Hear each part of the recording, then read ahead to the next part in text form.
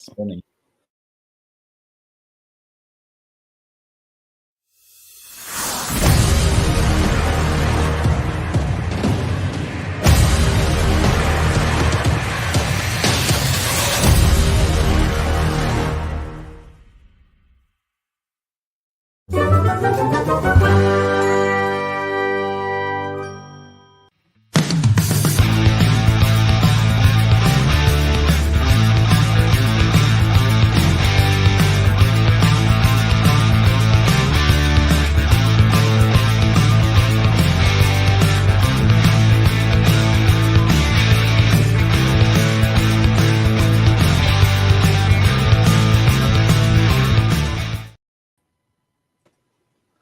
Hello, everyone.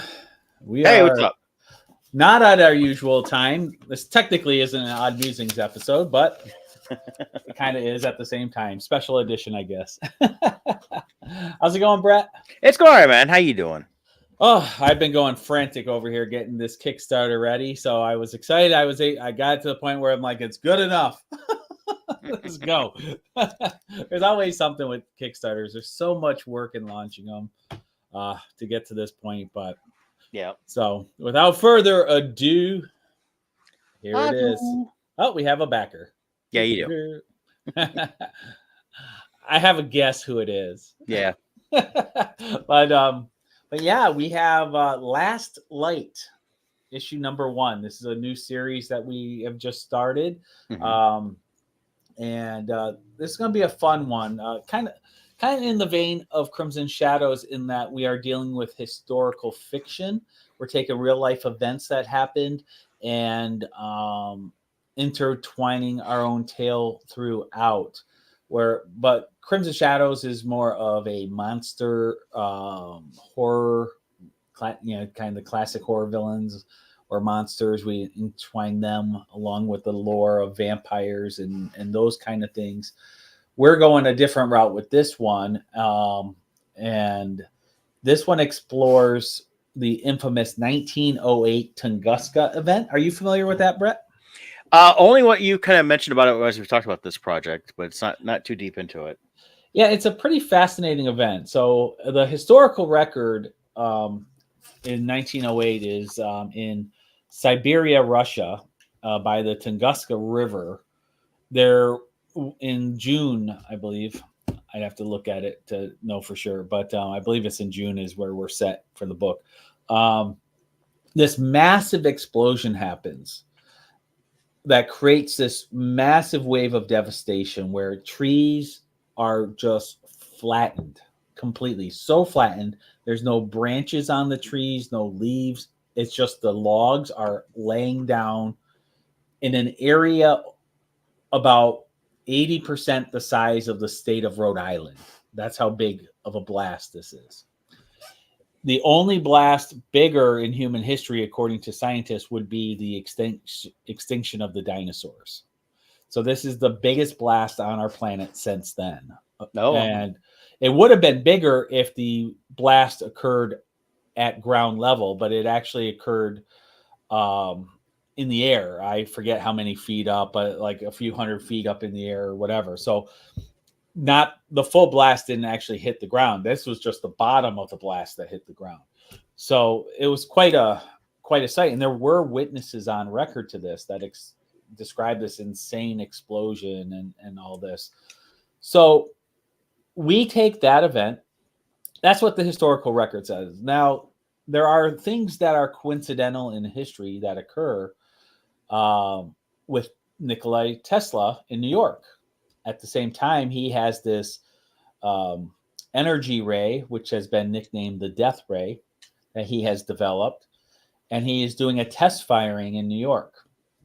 And there is a gentleman up in the North Pole who happens to be on an expedition up there. So Nikola Tesla has coordinated with him to be a spotter. He is aiming the ray up at the North Pole, and so that this man could witness this explosion. It never happens. So, but if you draw a direct line from where Nikola Tesla was and the spot he was aiming at in the North Pole, and you keep a straight line going, it crosses the Tunguska area. Okay. So his theory was he could shoot this ray up and bounce off the atmosphere and hit somewhere on the other side of the planet. That was his theory. So he was aiming for the North Pole. Luckily for this guy, now that we know how big this explosion is, luckily for him, it did overshoot because might not have had a witness at all. Right. But who knows? He might have melted the polar ice cap. I mean, who knows what would have happened if he hit. But anyways, so we take those two events, and there are many people who believed that the Tunguska was caused by Tesla. There's many who don't. So we're in our story, we're ascribing it to that event. And the focus of the story, while Tesla is part of it, he's not the main focus of the issue. He is the introductory. But this issue focuses on the aftermath of how the locals and wildlife are affected by that blast. That's kind of in a nutshell there. So trying to aim it towards it does have, if you're fans of zombies, of that kind of horror, I think you will like this. If you like political intrigue, this will really take a turn in future issues where we're exploring the area of time of Tsar Nicholas II. The world is on the brink of World War I. We have famous people like Gregory Rasputin, who was heavily involved at that time. We will see the rise of Lenin and ultimately to the Bolshevik Revolution. So that's the time period we're seeing. We're going to see the fall of the Imperial Russians, the Royals, and the rise of communist Russia in the story. So that's much longer down the road. Just to give you an arc, so you know the flavor we're thinking here. So yeah, so that's what we've been working on. Yeah, I'm looking forward. I'll get the letter it here soon. So yeah, I gotta get the script all worked up. We've got it. I don't think it's finalized to where you could do it, so I'll have to definitely do a once over on it. Yeah, you want to make sure there's spelling errors, that the right script this time, correct, what character. What? These are all lies and blasphemies, I tell you. Lies. Tissue of lies. It is interesting, the journey here of creating comics, and Brett also creates comics also, and Kevin does also. We're a great team here at Crimson Shadows, at Bardstone. Welcome to Scott Zambelli's Comic Guys. No, but all of us have our books that we've made, and it's amazing to see how much I've learned in the last 5 years. You're always learning too. I've been doing it almost 20 years now. Yeah, definitely. And the thing I find interesting is I used to be so baffled by people like George Lucas. George Lucas created Star Wars, and you would hear him talk, and he wouldn't even know how to say Wookiee right. He would mispronounce things, or he'd forget characters or parts of the story. And you're like, how do I know Star Wars better than George Lucas? Well, you start learning when you do your own series. Is the problem is, as a fan, you only know the final result. Right. But as the creator, you know the 20 revisions you did. You know the characters that got chopped out. You know the parts of the story that were previously in it, but then changed. So it ends up in this massive jumble in your head of all of these alternates for this universe you're creating. Yeah. Where you constantly have to refer back. Like when I'm doing Crimson Shadows, I have to have all the issues out, and I have to go back to, what did I do there? I understand that completely. I've had to do that for over the years with everything I did. When I was working on the Expendables, it was going to be 4 issues, but I had to go back and make sure I didn't recreate something I already did. Right. 2 is just okay, I got to make sure I get the right character in this space and that space and tie it all in. So that's always the fun part about it. But It definitely is. And even with just the lettering side, I've had to go back with Crimson Shadows, I went a little ridiculous with it in some ways, but it wasn't too bad. There's only a couple different, things with the fonts and that. I'm not going to do that with the Last Light, but it was No, fun. I Last think, Night's gonna be but I can tell traditional. you, there's a few people have commented on that. They liked it because it gave a nice voice to how we were doing things, Right. but I had to go back and make sure I had the right fonts going each issue to each issue to remember how I did things, And especially it when they're gives a it year and a half apart sometimes. So, right, and that's another lesson you learn as a creator is, mhm. um, sometimes you make choices that are really cool, but then down the road you're like, "Why did I do that?" But I'm glad we did with Crimson Shadows, but I definitely want to do it in the future, not because I don't like it. No, The it's just a lot opposite. of I work. love it's so much work, and then you Yeah. have to remember what font you use for which character. Hmm. Brett had, I think it was your idea, if I remember correct. I think you came up with the idea of using different fonts Yeah, when I started for the lettering it, different I characters. thought of it. I said, well, let's see how this looks. And I did it and then ran it by you so you could Yeah, see the finished product. And but it wasn't just the fonts. I also did variations on the letter box depending on the right. amount of monster the person or creature was. When you get like a Dracula, he's got the completely different from everybody else. Right. But when you get when we first meet Julius at the beginning there, same font, but doesn't have the same boxes. So that Yeah. that made it a little bit different there too. So And one of the conversations we had, and I no longer remember if this was before you came up with that idea or we talked about this after you had the idea, but the use of music in movies, how certain themes can play in the background, and oh, Darth Vader is approaching even though he's not on screen, mhm. and there's different feels through the music. So we had talked about how through the fonts It kind of it did that when we it couldn't see the character and you could see the font though. right.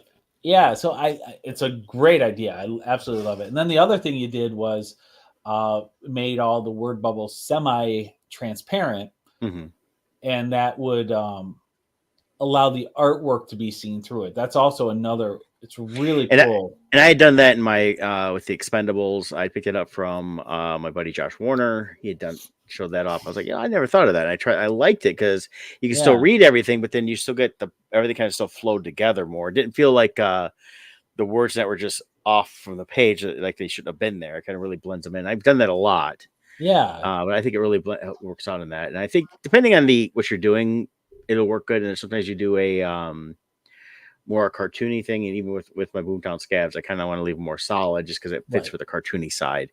But when you're doing a little more realistic looking Yeah, people and things like that, I think it adds to the fact that there's so much going on. It's like here at this little picture we have up.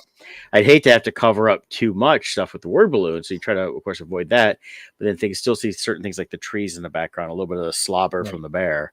right, It just adds to everything. right. And then you have to offset that with readability.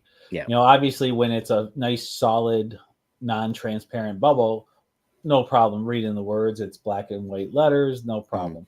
But when you start adding semi-transparent bubbles, Yeah, they call it opacity and when yeah, I letter it, but you have to watch that too. I usually don't completely believe 80% because you go too much and then it's just you barely see the bubble.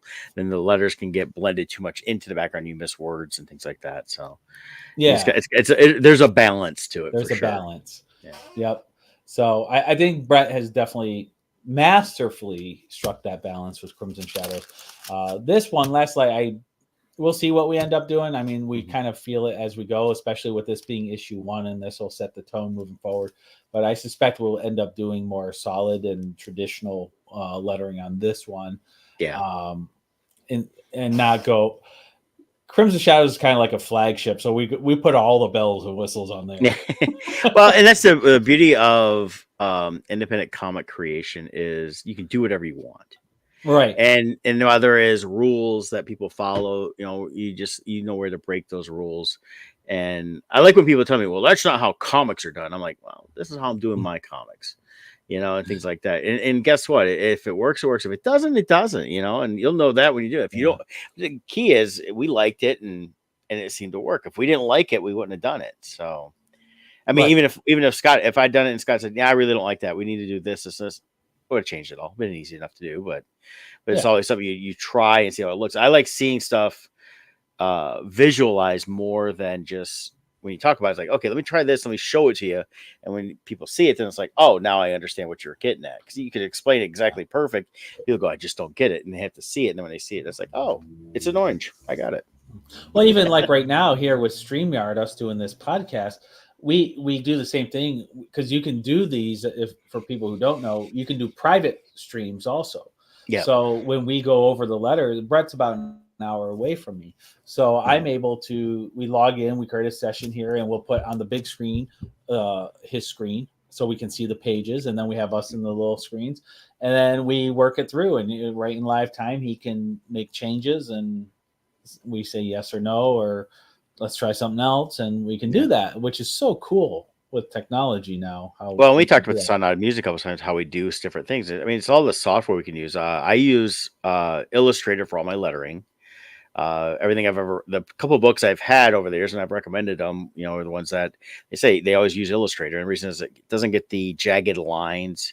It gets us more solid. I mean, I know a lot of people use Photoshop for a lot of their independent comics because they don't have both programs, and you can get away with it. But I like that we get more crisper letters, and they kind of fit better. So, yep, definitely. So I was thinking I will quickly kind of show off this. It's a little bit more simple the way I set this up as far as a Kickstarter. With Crimson Shadows, we have so many different options, and part of the learning curve is realizing you don't have to have 8 billion rewards, especially since they have add-ons. So the main reward tiers on this are going to focus purely on Last Light issue 1 and the variant covers. We're going to have 5 variant covers. Brett's got 1, Kevin's got 1, and I've got 3. I promise as soon as I get it done, I'll have it uploaded. You're good. You're saving the best for last, like I said. Yeah. So, but we'll have 5 different covers available. This will be done as a traditional full color comic book with what up, fellas? Hello, hey, Eric Williams. Thanks for joining in. Yeah, Eric's a great guy. He's done his own comics.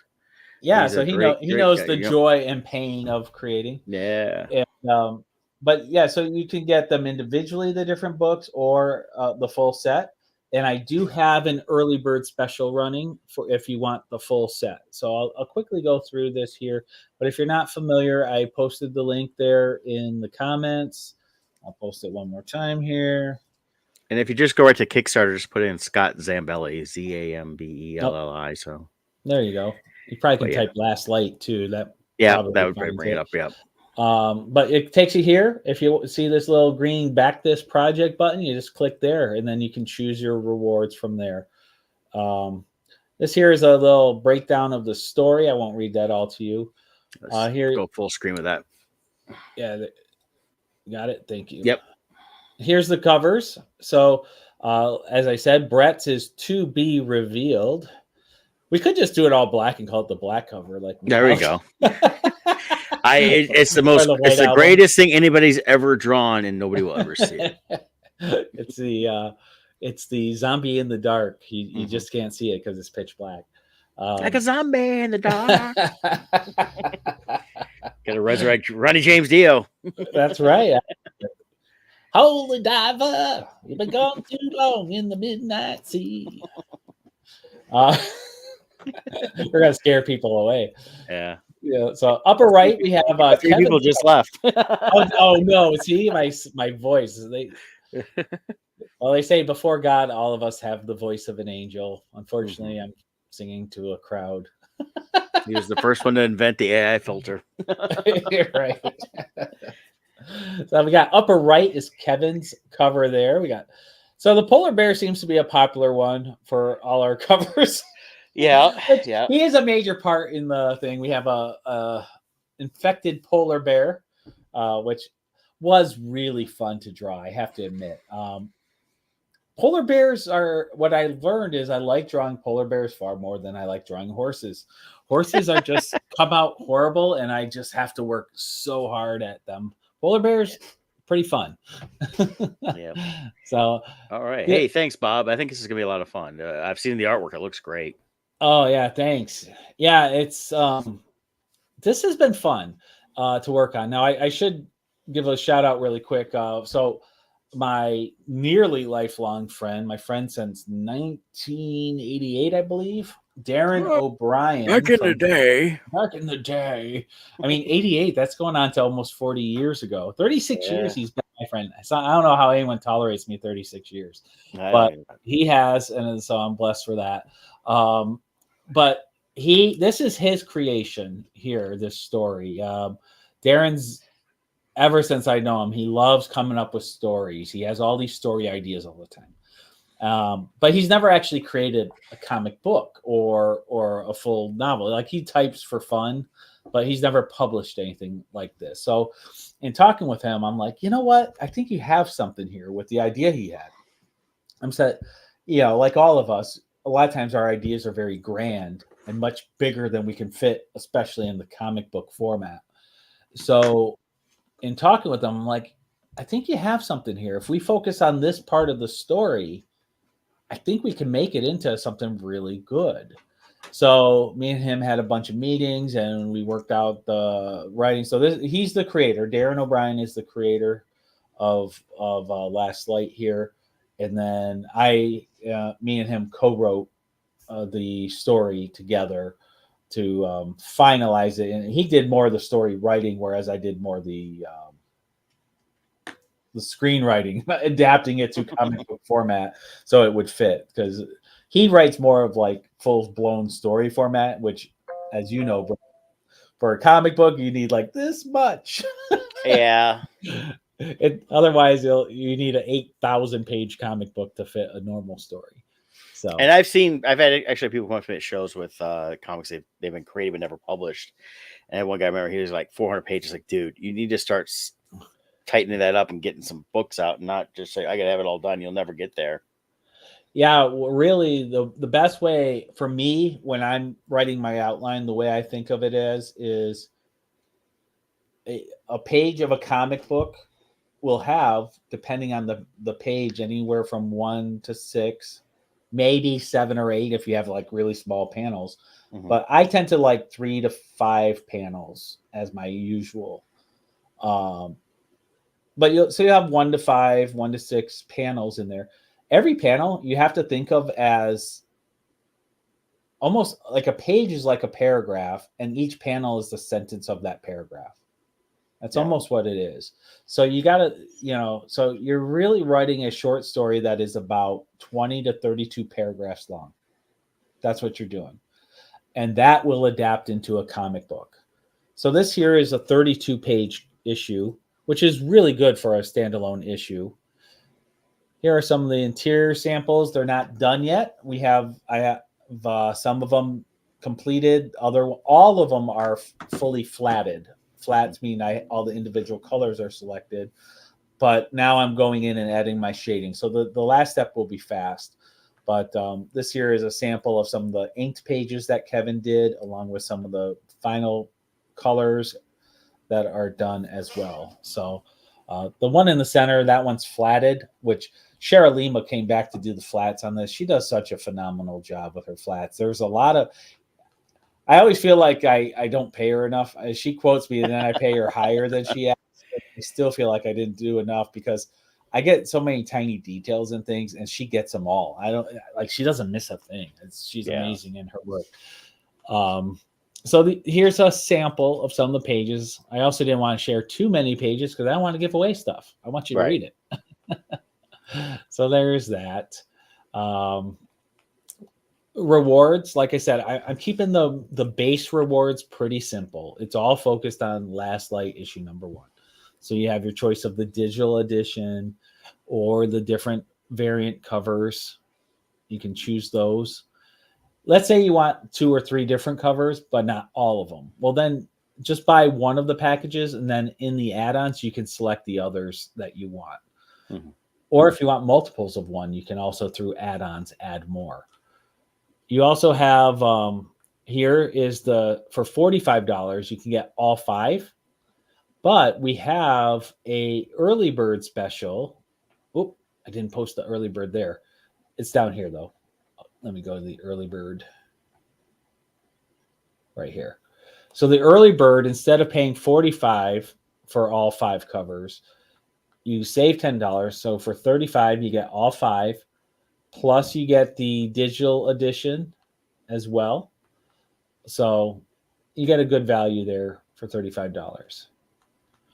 It's a lot of books. And we get a lot of people who like to get all of the covers. So we like to reward them with the early birds whenever possible. So get in on that and don't miss out. So that's it. Oh, and then we had one last one thrown in. Now this one will be through the add-ons, not as a main reward. Kevin has made available 14 of his originally inked pages. They're 11 by 17. They're pen and ink, marker. Also, some ink washes are on some of them. So you can buy those. Those are $55 each. He will mail those in a reinforced tube. It's a solid tube. They'll be protected. We've shipped this way many times, so the pages will stay protected. They're rolled up in the tube. They ship very nice that way. So those will ship anywhere in the U.S. So if you want those, they will be first come, first serve. So whoever is the lowest backer number, meaning you backed us the soonest, you will have first choice at the pages you want. And then the next person gets to choose, then the next. So if you want those, you want to get in early on that. So you can add those on.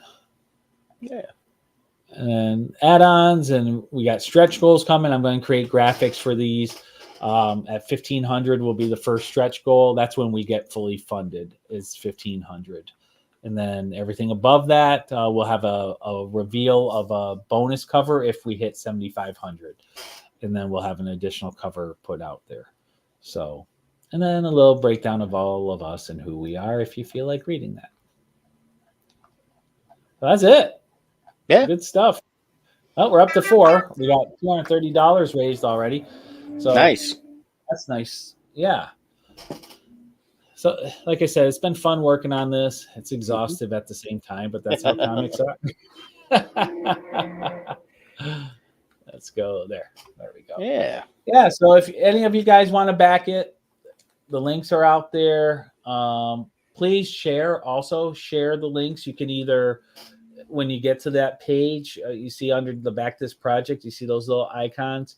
If you click the one farthest to the right, it'll give you a link that you can copy, and then you can just paste it wherever you want, doing it that way. So sharing definitely helps a lot, especially now more than ever. I feel like it gets harder and harder every Kickstarter to spread the word because the way the algorithms are set up. I feel like whenever the algorithm sees that you have a phone number, a link, anything business related, I feel like it suppresses the number way down. So organic reach is the best reach. So anything you guys can do to share will greatly help us. Yeah. So yeah, Always that's appreciate that. Anything else to add, Brett, for the time being? No, we'll just keep you guys updated. You can join us Odd Musings or catch the replay after, or the video when it's up after we upload it. And and we'll be doing Odd Musings tomorrow at our normal time. We'll talk about this again. Yep. Any sneak preview of any topics that we're going to cover? We should probably talk a little Penguin. Are you caught up on Penguin? I am not, but we can still talk about it. I've been seeing a lot of posts, people doing things like greatest, which is so interesting to me. And we'll get into it tomorrow. Yeah. Is they are doing so well on so many times it's like if the main hero isn't part of the story, it just blows. But Penguin's doing it right, and they're making a great story. People are loving it. Where then Joker, on the other hand, just destroyed itself. Yeah, again, it's I think they did that on purpose. I think they're like, oh, we want another one. Okay, I didn't want to do another one. Here's this crap you're going to get now, and that's how I'm kind of interpreting it because it sounds like nobody really cared. But because when stuff's doing bad, usually sometimes even the actors come out like anymore. If something does well, it's like, oh, come on, guys, we really love doing this. It was good. None of them are saying anything. It's interesting, but it's weird at the same time because my understanding is that was all the contracts for that were for one movie. There was no intention of making a sequel at the time. Yeah, And I think that's where the So problem lies. It kind of like they didn't want to do the third. Nolan had the contract already for the third Batman, and he didn't want to do it after Heath Ledger died because it took right, away his entire storyline. But then they made yeah, him do it, and then they're like, "Well, we need you to throw in Catwoman, we need you to throw in Robin." I like how he did it because he didn't want to do the typical Robin, right, and basically just bypassed the whole ward and just went straight to Nightwing at the end, or insinuated Nightwing, I should say.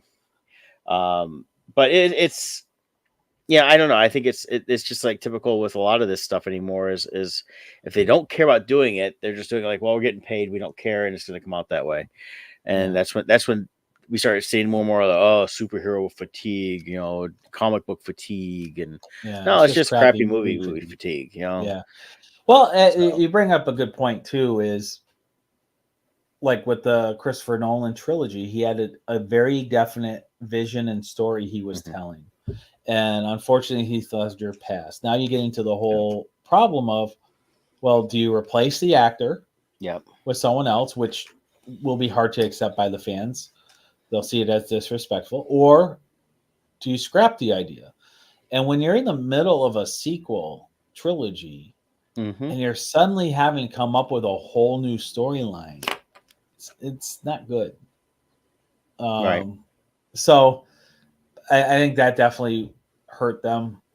Although I am grateful for the third Batman movie there because it gave us a lot of great videos of Pete Holmes as Batman, hmm. from the scenes with Bane, and I love Pete Holmes' take on Batman. So I think Yeah, he's my favorite Batman of all, and the versions they do of Bane. Or do you ever watch his videos? not really, no. Oh, he has this great series of Batman firing all the different Justice League members. Like it's just Pete. Anybody Google Pete Holmes or YouTube it, Batman, and you'll find all the different videos. I laugh so hard every time. Right. But anyways, I'm grateful for that. But yeah, with stories, a vision is important. I just saw an interview with Quentin Tarantino too. It was an older one, actually. It was Bill Maher, the podcast he does where they're all smoking weed and talking. Yeah. I forget what it's called, but High Hopes or High something. I don't know. But they were talking, and he was talking about, you know, once you tell a story, you got to be done with it. Don't go back to it if you're done, because it Yeah. will never work when you go back. So I thought that was interesting. And he was talking about Toy Story. And Quentin Tarantino views Toy Story 3 as probably one of the all-time best movies ever made. Hmm. And he said it was so good, it completed the arc, everything. So when Toy Story 4 came out, he's like, I don't even want to see it because I felt complete with the first three. Yeah, I will give him that. It really was. And when you watch four, we can talk about this tomorrow even, Yeah. it is a whole different, and now they got five coming out.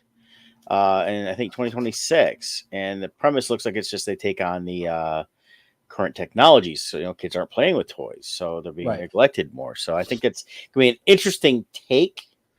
Just hoping it's not too much of a commentary. Right. Where like Inside Out and Inside Out 2 really explored the character, Yeah. and her emotions while they were characters were still the main character. Right. So, Well, and it's part of storytelling is an emotional connection. So I think with Toy Story 1 through 3, mhm. they created that connection. Now moving past the thing that made the connection, it's very hard to create a new connection um, without really going back to the beginning. Almost, I actually, now that I say that, it's probably a similar problem Marvel has. They Mhm. created such deep connections with all the main characters. Now they're trying all these other things, and it's just like nobody cares, and it's shallow. And they don't want to go all the way back to the beginning and start from ground zero, but they almost have to. They have to deconstruct themselves Yeah.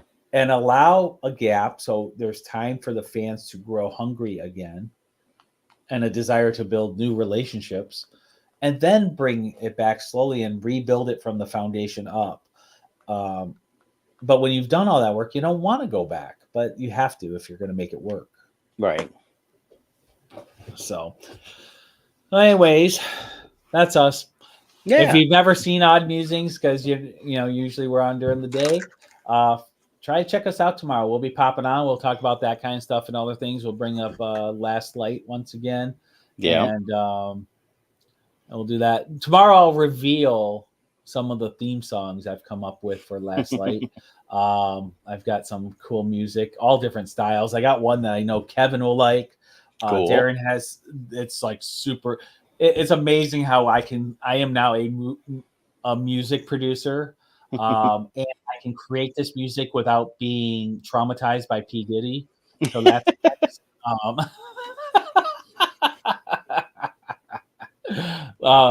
but all these genres, I have one version where, so I wrote the lyrics for the main part, and then the AI software, I put it in there and told it what kind of tone I want. I typed a description of what I wanted, and then I gave it the lyrics I wanted, and then it created this whole song around that, and it's just so amazing. So I have a version where it's like a Johnny Cash type, like feeling. A version where it's something Kevin would listen to and jump in a mosh pit to. I got a version like it's like a mid 80s rock band. I have one that's a Celtic version. Like, it's just amazing how you can do all this, and it's all using the same lyrics, but it just comes up with it. So maybe we could talk a little bit about that aspect of it too, and how as creators we have more tools than ever to do stuff that help us, but also more tools than ever that takes everything away from us. Yeah. It's crazy. Yeah, I'll play some of that tomorrow just to show. I won't play the whole song, but give a little taste of the different flavors. Very cool. And then over time, I'm gonna try to put together a quick video using the song to add to the Kickstarter and some other things, but everything takes time. Yeah, it does. I know how it is. We just need like $10 million and we can launch our studio properly and have at least a couple people on staff who can do all our social media guru stuff. Yeah. That's all we need. Hire us a 17-year-old TikToker who can promote us. But oh well. All right, I'll post the link one last time in the comments. If you just joined us, here's the link. Go check it out. We are 30 days to go, but don't wait. Sooner is better, because the faster we hit our goal, the faster a lot of other people will join in. As well as start heading to our stretch goals. Yes, and don't forget, there's the early bird special, $35. How long is it going on? Through Sunday, I have it. Okay. Yep. So there's a couple days here. Usually I'll do a 48-hour, but I thought, you know what, for this one, I'll give it a little extra time just so everyone has a chance. Excellent. Yeah. So don't forget to check us out. Word. Okay, I'm going to end the stream, and I'll hit the outro. Why not? Here we go. All right.